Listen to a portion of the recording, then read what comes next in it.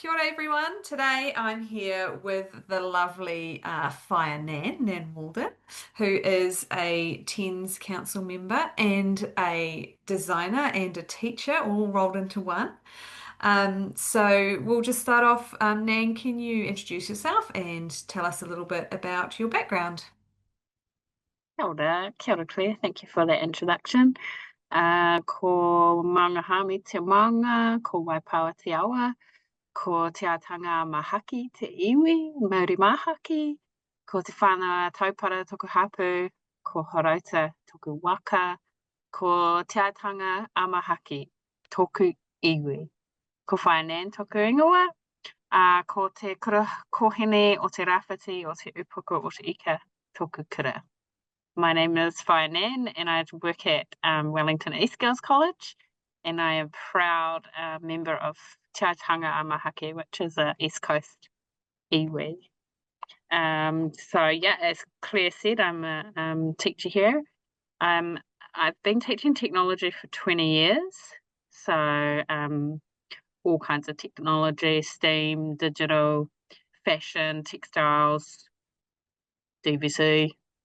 And I've just kind of waka jumped into the Te Ao Māori department, and I've been learning and teaching as I'm going Te Reo Māori at the junior level and Te Ao Māori at the junior level, and I'm now teacher in charge of kapahaka, which is a pretty big deal here at Wellington East Girls College, along with our brother school, Rongotai.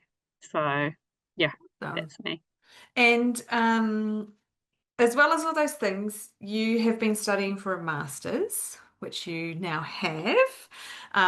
And you came to our previous conference a few years ago and you were teaching people around contemporary korowai. And then myself and one of my colleagues actually came down to see you and you did a workshop with us.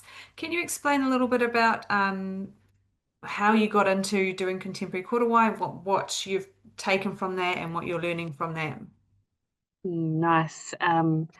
I started contemporary korowai with one of my students in like 2016, really long time ago, and it was unbelievable, the improvement not only in her creative technology work but just in her life after the korowai was completed, and the sense of identity that went along with it. So and I had made a couple previous to that. I was such a noob at that stage, so didn't really know anything about it, and went on to kind of teach myself the rāranga, the weaving behind it, which is really important from a traditional tikanga Māori perspective. So, and then being able to teach teachers that, and giving the teachers the sense of ability to be able to instill identity into their students. So not just content, but whakapapa was really, it's like a calling. You are able to see the students shine when they know who they are. And after that, I was just snowballed. So I've taught lots of teachers contemporary korowai. I've also taught lots of teachers the more traditional taniko weaving and those workshops, and taught lots of different workshops for teachers about harakeke and the tikanga behind harakeke and weaving that. So, and lots of different colleagues helping me with that as well. And that kind of inspired me to do my master's, which was about how contemporary Māori art decolonizes education spaces. So I'm really lucky to work at Wellington East, where the physical representation of Te Ao Māori is quite huge. We have po, and there's this touching stone from Taranaki from the riverbed, which is beautiful. We've got a whare, which has amazing tukutuku panels and just the whole representation. But I've taught a lot of other schools that don't, and could be, any school in England if you were to walk into them. So just using the masters to kind of emphasize how important contemporary Māori art is, and how we can implement it into our teaching spaces and then take those teachings into exhibitions. And that's kind of how Kohara to Shine started as well. So Okay. Kohara to Shine is a technology, specifically a technology exhibition, but with a Te Ao Māori umbrella. So we offer it to all schools in the nation now. It used to be just a regional thing, but now it's kind of grown to national level. And we have schools from all over the region and the country converge at Massey University and display their really beautiful, it could be taonga, korowai that they've made, or wearable art, or dresses. Last year we had Wellington College entered with their TENZ tables, which was a really cool play on physics. And Oh, cool. it was so good to have some non-fashion Mm. things entered. So we're looking to expand that even more this year. And if we take the example of Spotswood College and Jessie Brodie, she investigated how to do the work. She came down and did the work with me. She made her own beautiful korowai, contemporary korowai. She took that knowledge back to her students. She implemented it with their students, with Spotswood College, and they exhibited it at a regional level. And now that she's made it bigger and she's made more with some amazing kapahaka students, and now they're all coming down to Kohara to Shine. So the growth there has been amazing, and the sense of identity you can see in those students and the photos that I've seen Mm. is remarkable, and I feel a deep sense of pride for Te Ao Māori and for Jessie. Yeah, and that experience that we had when we came down, Jessie and I, was so good. And I know the classes that she's doing that with, and I know how powerful it has been. And then she's had other people wanting to come and learn from her as well. So it's empowering not only for the students, but also for the teachers that are involved. So Mm, that I think is really, really powerful. Like what you have been doing, maybe inadvertently, like you are definitely inspiring kids, but you are definitely inspiring teachers to get their groove back and to experience things and experiment and connect with their own kids around this because no, kia that's what ora. it's done. Mm. So it's It's been almost like incredible. Jessie now whakapapas to that context, to that Yeah. technological context, which is, yeah, it's remarkable and so wonderful to see. Yeah, and coming from a textiles background yourself and Jesse and myself, um, Mm, it's a tricky industry, and it's not just about fashion and apparel and making garments, and it's one thing that I think is really good the way that technology or textiles technology has evolved, is that it's not just about fashion and yeah and garment mm, construction. It's actually mm, evolving into so many more things, and this mm, is a really good example of that. mm. So that's Yeah, great. nice. And Yeah, and last it's, year, Nan, yeah. you entered in the World of Wearable Arts. So can you tell us a little bit about that experience? Because that's Oh, definitely wow. something that not a lot of Mm. people would probably know. Wow, what an amazing experience and a kind of a a a, a jumping from being an artist to being a well-known artist in New Zealand. It's a real platform Mm, if you want to be have gain a reputation as a really good artist in New Zealand. It's really just set me up, and it's inspired me even more. But um, there's a there's this ratio that I call it the wow ratio of how many times you actually enter and how many times you get in. mm, And there's some people who I talked to who were in the show last year who were like 9 times entered, 7 times in.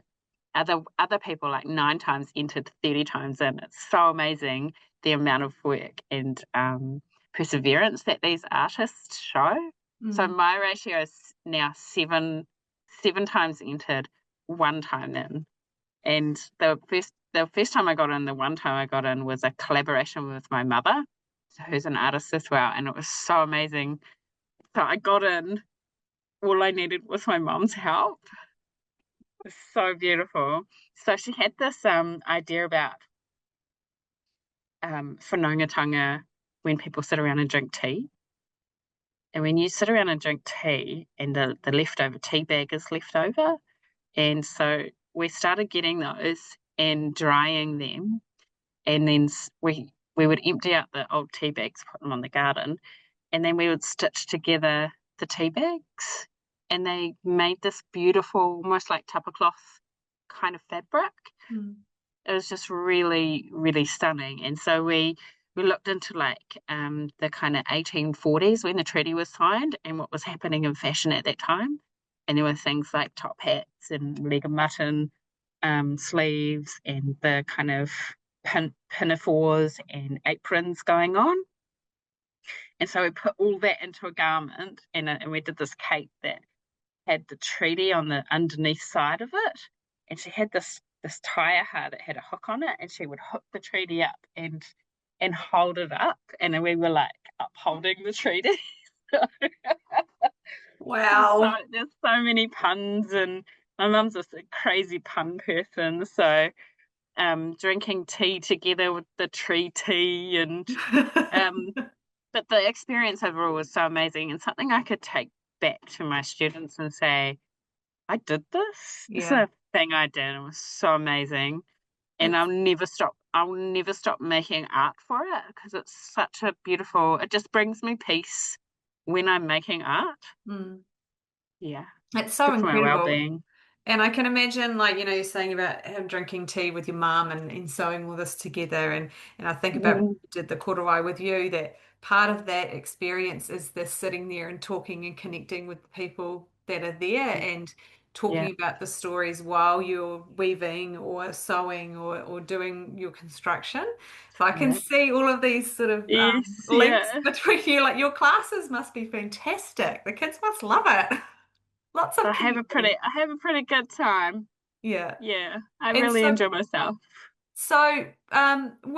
what do you see in the future, Nan? Like, will you continue to try and get back into wearable art again? Have you got any big plans outside the classroom? Yeah, nice. Yeah, I'll never stop trying to enter WoW. My mum and I have just had another collab that's going to be shown at Takina in Mhm. August, which is the New Zealand Arts Academy Art Prize. So fingers crossed for that. We did one of those really old school blankets that were like synonymous of the selling of a blanket for land. Mhm. And it's got the red kind of binding stitch, blanket stitching going around it, but it's also decorated with sailing ships that came and took over and the treaty. And so fingers crossed for that. But I think long term, I have a certain skill level now that's surpassing where I am. I need to be more challenged, Mm. and I need to be in a setting where people are um, in a position where they want to pursue excellence.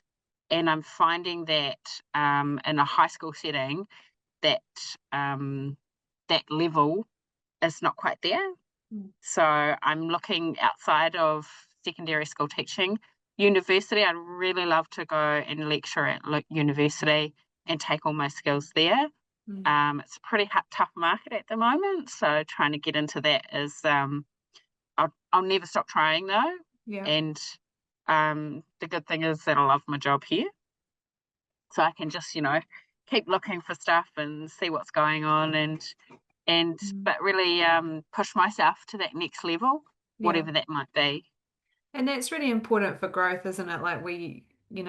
we don't stand still. We're always moving and creating, and being a creative person like yourself, you must just constantly be wanting to do more and see more and learn more and Yes. then incorporate that more into all the other things that you're doing. Like, Oh it's no, yes, non-stop. absolutely. Yes, yes, yes. So it's all That's really awesome. exciting, and I've got so many ideas in my brain as well.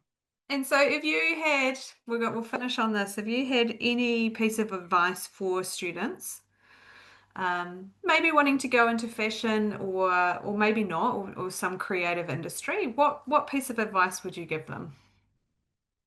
My advice to a student would be to go out and revolutionize industries. If you look at any industry today, the fashion industry isn't about fashion; it's about money. If you look at the music industry isn't about making good music, it's about making lots of money. Mm. So if you want to make lots of money, cool, go do that. But if you want to really make a difference in the world and from a sustainability kind of climate change perspective, go out and revolutionize the fashion industry. Shake it up. Like we don't have to buy our clothes from the fast fashion industries. Like it's time for a revolution. Mm. And I'm not sure what that looks like, but our rangatahi could definitely make that happen Yeah. Oh, well, somehow. we're inspiring people like you, Nan. That will happen, I Yeah, reckon. I hope so because it's a shambles at the moment. Yeah. Seriously, the fashion industry just does my head in. Yeah. And you and I both have experience working in the fashion industry and know the kind of cuts deep. That's brutal. Right? You got to work So hard. I you don't do. know, brutal's the right word, but you've got to work hard and you've got to be pretty driven and be prepared to put in the mahi. That's for sure. Definitely. And be a certain kind of person, someone that can network Yeah. with the money. Yeah. Yeah. Definitely. Oh, well, Yeah. thank you so So much for your time, Nan. I really appreciate speaking to you today. you're welcome. Ngā mihi. Ngā mihi.